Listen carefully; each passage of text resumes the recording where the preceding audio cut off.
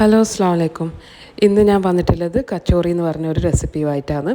അപ്പോൾ നമ്മൾ ഇഫ്താറിന് വേണ്ടിയിട്ട് എപ്പോഴും നാടൻ കടീൻ്റെ കൂടെ തന്നെ നമുക്കൊരു സ്പെഷ്യൽ റെസിപ്പി വേണ്ടേ. അപ്പോൾ അതിന് വേണ്ടിയിട്ടാണ് ഞാനിപ്പോൾ ഇന്ന് കച്ചോറി റെസിപ്പി ആക്കുന്നത്. ഇതിന് വേണ്ടിയിട്ട് 2 കപ്പ് പൊടിൻ്റെ കൂടെ തന്നെ ഉപ്പും കുറച്ച് ഓയിലും കൂടി ചേർത്തിട്ടാണ് ഇതാദ്യം കുഴച്ചെടുക്കുന്നത്, മിക്സ് ചെയ്തെടുക്കുന്നത്. ഇതെല്ലാം കൂടിയിട്ട് നല്ലോണം കൈകൊണ്ട് തന്നെ മിക്സ് ചെയ്ത്, സ്റ്റാൻഡ് മിക്സർ ഉണ്ടെങ്കിൽ നിങ്ങൾക്ക് നല്ലോണം തന്നെ സ്റ്റാൻഡ് മിക്സറിൽ കുറച്ച് സമയം അധികം തന്നെ നമ്മളിത് മിക്സാക്കി കൊടുക്കണം. അപ്പോൾ നമ്മൾ കയ്യിൽ ഇങ്ങനെ പിടിക്കുമ്പോൾ ഇങ്ങനെ എല്ലാം കൂടിയിട്ട് മിക്സായിട്ട് ഇങ്ങനെ ഒരു ബോൾ പോലെ വരും. അതാണ് അതിൻ്റെ കറക്റ്റ് പാകം. എന്നിട്ട് അതിൻ്റെ കൂടെ തന്നെ കുറച്ച് വെള്ളം ഒഴിച്ചിട്ടാണ് ഞാനിത് ചെയ്തെടുക്കുന്നത്. വെള്ളം എന്ന് പറയുമ്പോൾ 1 കപ്പ് വെള്ളമെന്ന് 2 കപ്പ് പൊടിക്ക്. അപ്പോൾ ഇത് വാട്ടർ എന്ന് പറയുന്നത് കുറച്ച് ഫിൽറ്റർ വാട്ടർ ഞാൻ എടുത്തിട്ടുള്ളത്. ഇപ്പോൾ ഇതെല്ലാം കൂടിയിട്ട് ചെറുങ്ങനെയായിട്ടാണ് ഇത് ഡഫാക്കി എടുക്കുന്നത്. ഒന്ന് ചോദിച്ചാൽ സോഫ്റ്റ് ഡഫായി കിട്ടും. അപ്പം അത് വേണ്ട. അപ്പോൾ നമുക്ക് ഈ ഒരു ഡഫ് ഉണ്ടെങ്കിലേ നമ്മളെ സ്നാക്ക് ക്രിസ്പി ആയിട്ട് വരും. അപ്പോൾ അത് നല്ലോണം ഒരു പാത്രത്തിൽ വെച്ചിട്ട് കുറച്ച് ഓയിലും തടവി വെച്ചിട്ട് വേണം നമ്മൾ അത് സൈഡാക്കി വെക്കാൻ. കുറച്ച് സമയം റെസ്റ്റ് ആയിട്ട് കൊടുക്കണം. ഒരു ½ ആൻ അവർ എങ്കിലും അതിങ്ങനെ കവർ ചെയ്ത് വെക്കേണ്ടതാണ്. അപ്പോൾ നമ്മൾ ഫില്ലിങ്ങിന് വേണ്ടിയിട്ട് കുറച്ച് ഉള്ളി ആദ്യം സോഫ്റ്റാക്കി എടുക്കുക. ഉള്ളി എന്ന് പറയുമ്പോൾ നേർങ്ങനെ തിൻ സ്ലൈസ് ആക്കിയിട്ട് വേണം മുറിക്കാൻ വേണ്ടിയിട്ട്. ഇപ്പോൾ 2 മീഡിയം സൈസ് ഉള്ളിയാണ് ഞാൻ എടുത്തിട്ടുള്ളത്. അപ്പോൾ ഇതിൻ്റെ കൂടെ തന്നെ പച്ചമുളക്, ഇഞ്ചി വെളുത്തുള്ളി പേസ്റ്റൊക്കെ ഇട്ട് കൊടുക്കുന്നതാണ്. അതൊരു സോഫ്റ്റായി കിട്ടാൻ വേണ്ടിയിട്ടാണ്. ആദ്യം സോഫ്റ്റായ ശേഷം മാത്രമേ നമ്മൾ പച്ചമുളകും ബാക്കിയുള്ള കാര്യങ്ങളൊക്കെ ചേർക്കേണ്ടത്. അപ്പോൾ ഇതെല്ലാം നല്ലോണം മിക്സാക്കി കൊടുത്തിട്ട്, ഉള്ളി എന്ന് പറയുന്നത് മീഡിയം സൈസ് ഉള്ളിയാണ് ഞാൻ എടുത്ത്. ഇവിടെ ശ്രദ്ധിക്കേണ്ടത് ഉള്ളി നേർങ്ങനെ മുറിക്കണം. അല്ലെങ്കിൽ അത് നമ്മൾ ഈ കച്ചോറി ആക്കുമ്പം അത് ശരിക്കും ഫില്ലിങ് ഡഫിൻ്റെ ഉള്ളിലേക്ക് കയറില്ല. അപ്പോൾ നമ്മൾ മസാലപ്പൊടികളെല്ലാം ഇട്ടിട്ട് നമ്മൾ വീട്ടിലുള്ള നോർമൽ പൊടികളാണ് ഇതിൽ ഇട്ട് കൊടുക്കുന്നത്. ജസ്റ്റ് ഷാലോ ഫ്രൈ ആണ് ഇത് ചെയ്യുന്നത്. നിങ്ങൾ കാണുന്ന പോലെ ഒരു ഫ്രൈങ് പാനിൽ വെച്ചിട്ട് ജസ്റ്റ് ഒന്ന് കുക്കായി എടുക്കാൻ മാത്രം. ആ കളർ മാറുമ്പോൾ ഒരു 250 ഗ്രാം ബോൺലെസ് ചിക്കനാണ് ഞാൻ ഇവിടെ എടുത്തിട്ടുള്ളത്. അതും കൂടിയിട്ട് നല്ലോണം മിക്സ് ചെയ്ത് കൊടുത്തിട്ട് ആ ചിക്കനാണ് കുക്ക് ചെയ്തെടുക്കണം ഈ മസാലയിൽ.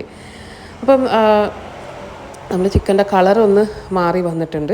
അപ്പോൾ അത് ഇങ്ങനെ ടേസ്റ്റ് നോക്കിയിട്ട് നിങ്ങളത് സൈഡാക്കി വെക്കുക. നമ്മളെ മസാല ഏകദേശം അവിടെ റെഡി ആയിട്ടുണ്ട്. അപ്പോൾ എല്ലാം കൂടിയിട്ടും നമ്മൾ ബോൾസ് ആക്കി വെക്കുന്നത്, നമ്മൾ ഡഫ് ബോൾസ് ആക്കി വെക്കുന്നത്. ഇപ്പോൾ ഞാൻ 5 ബോളാണ് ഇവിടെ ആക്കി വെച്ചിട്ടുള്ളത്.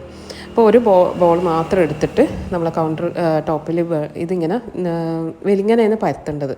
അപ്പോൾ അധികം പൊടി ചേർക്കാണ്ട് നെയ്യ് തടവിയിട്ട് വേണം ഇതിങ്ങനെ റോളായി ചെയ്യേണ്ടത്. ഡഫ് കുറച്ച് ഡഫാണ്. അപ്പം നമ്മളിത് ചെയ്യുമ്പോൾ കുറച്ചൊന്ന് പണിയെടുത്തിട്ട് വേണം ഇത് ചെയ്യാൻ വേണ്ടിയിട്ട്. നല്ലോണം പരത്തി കൊടുക്കുക. ഇങ്ങനെ ഈ സൈസിൽ നിങ്ങൾ കാണുന്ന പോലെ തന്നെ പരത്തി കൊടുക്കുക. ഇതിൻ്റെ മേലേക്കാണ് ഇത് കണ്ടില്ലേ, ഇത് കുറച്ച് തിന്ന് ലെയറായിട്ടാണ് വേണ്ടത് കേട്ടോ. അപ്പം നമ്മളെ ഫില്ലിങ്ങിന് വേണ്ടിയിട്ട് ഇടയിലൊന്ന് ഇട്ട് കൊടുക്കാൻ വേണ്ടിയിട്ടാണ് ഈ പൊടിയും കുറച്ച് ഗീയും കൂടി ഞാൻ ചേർക്കുന്നത്. അപ്പോൾ 1 ടീസ്പൂൺ ഗീൻ്റെ ഒക്കെ ഒരു 2/3 ഫ്ലോറാണ് എടുക്കുന്നത്.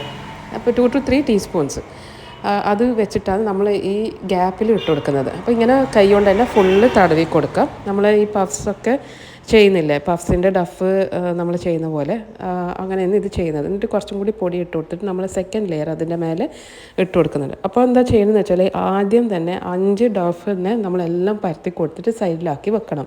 എന്നിട്ടാണ് നമ്മൾ ഈ ലെയറിങ് സ്റ്റാർട്ട് ചെയ്യേണ്ടത്.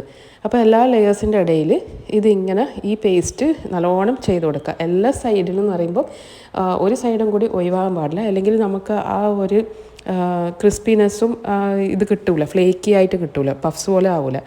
അപ്പോൾ ഈ സൈഡിലും എല്ലാം കൂടിയിട്ട് കുറച്ച് പൊടിയും കൂടി തടവിയിട്ട് എല്ലാ ലെയേഴ്സും ഇങ്ങനെ റെഡിയാക്കി കൊടുക്കുക. അപ്പോൾ 5 ലെയേഴ്സാണ് ഞാനിപ്പം ചെയ്യുന്നത്. അപ്പം അങ്ങനെ അമർത്തി കൊടുക്കണ്ട, ജസ്റ്റ് ഒന്ന് വെച്ച് കൊടുത്താൽ മാത്രം മതി. എന്നിട്ട് കൈ കൊണ്ട് ഇങ്ങനെ പരത്തി കൊടുത്താൽ മതി. അപ്പോൾ എല്ലാ പൊടിയും കാര്യങ്ങളൊക്കെ ഇതേ വീഡിയോയിൽ കാണുന്ന പോലെ തന്നെ ഇത് ഞാനിപ്പോൾ ഇവിടുന്ന് ചെയ്യുന്നുണ്ട്. അപ്പോൾ ഇത് ചെയ്ത് കഴിഞ്ഞിട്ടാണ് നമ്മൾ പിന്നെ ഇപ്പോൾ അടുത്ത സ്റ്റെപ്പ് എന്ന് പറയുന്നത് റോളിങ്. അപ്പോൾ നമ്മൾ മൈദപ്പൊടിയും ഈ മിക്സും നല്ല രീതിയിൽ എല്ലാ സൈഡിലേക്ക് ആയിക്കഴിഞ്ഞാൽ നമ്മൾ ഈ റൗണ്ട് ഷേപ്പ് ഉണ്ടല്ലോ അത് നമുക്ക് അഡ്ജസ്റ്റ് ചെയ്യാം. അത് ജസ്റ്റ് ഡഫ് ഒന്ന് വലിച്ചിട്ട് ഇങ്ങനെ അഡ്ജസ്റ്റ് ചെയ്ത് കൊടുക്കാം. അപ്പോൾ ഇവിടെ ശ്രദ്ധിക്കേണ്ടതെന്ന് വെച്ചാൽ നമ്മൾ ഈ സംഭവം നേരിയതായിരിക്കണം, കട്ടി ഉണ്ടാകാൻ പാടില്ല. കട്ടിയായി കഴിഞ്ഞാൽ പിന്നെ നമ്മളത് കുക്ക് ചെയ്യുമ്പോൾ ഒരു മാവ് ഒരു കുക്കാവാത്ത പോലെ ആവും.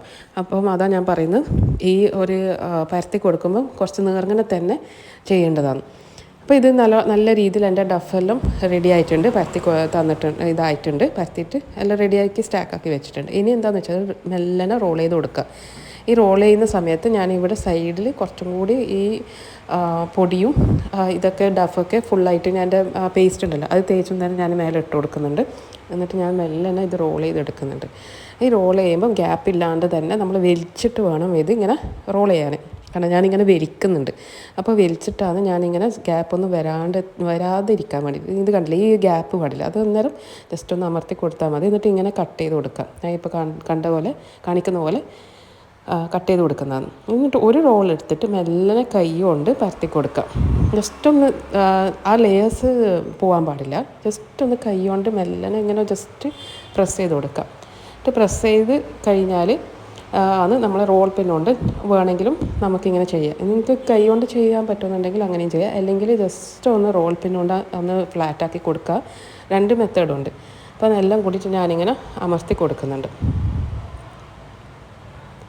ഇത് അമർത്തി കൊടുത്ത് കഴിഞ്ഞാൽ നമ്മൾ ഫില്ലിങ് അവിടെ റെഡി ആയിട്ടുണ്ടല്ലോ. അപ്പോൾ ഇതാ നല്ല പൊറോട്ട സ്റ്റൈലിലാണ് ഇത് ചെയ്യുന്നത്. അപ്പോൾ ഇത് ഫ്ലാറ്റാക്കി കൊടുത്തതിന് ശേഷം നമ്മൾ ഫില്ലിങ് ഇവിടെ റെഡി ആയിട്ടുണ്ട്. നല്ല ഷവർമ ഫില്ലിങ് പോലെയാണ് ഇത്.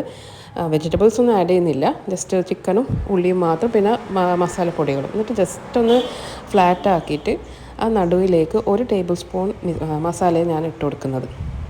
1 ടേബിൾ സ്പൂൺ മസാല മാത്രം ഇട്ട് കൊടുത്തിട്ട് ഇത് എല്ലാം കൂടിയിട്ട് ഒന്ന് ക്ലോസ് ചെയ്ത് കൊടുക്കാം. അപ്പോൾ എല്ലാം മാവ് ഇങ്ങനെ മെല്ലെ ഇങ്ങനെ പിൻ ചെയ്ത് കൊടുത്താൽ മതി. കൈ കൊണ്ട് ഇങ്ങനെ ജസ്റ്റ് ഒന്ന് ചെയ്ത് കൊടുത്താൽ മതി.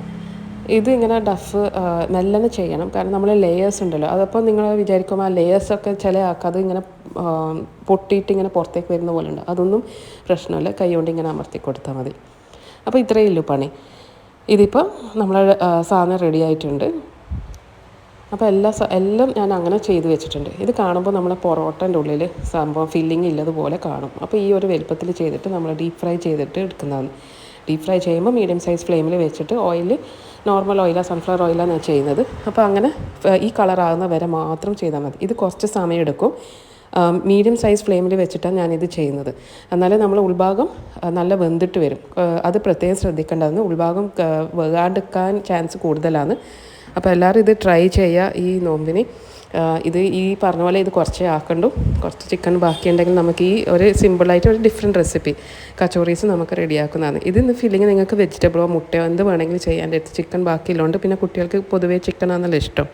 അപ്പം ചിക്കൻ റെസിപ്പി ആയിട്ടാണ് ഞാൻ ഈ കച്ചോറീസ് ഉണ്ടാക്കിയിട്ടുള്ളത്. നല്ല ഫ്ലേക്കിയാണ്. മസാലയെല്ലാം ഇങ്ങനെ കാണുന്നില്ല, നമ്മളെ മസാല നല്ല സ്പൈസി ആയിട്ടാണ് ഞാനിത് ചെയ്തിട്ടില്ല. നിങ്ങൾക്ക് സ്പൈസി അത്ര വേണമെങ്കിൽ നിങ്ങൾക്ക് അതൊക്കെ കുറക്കാം.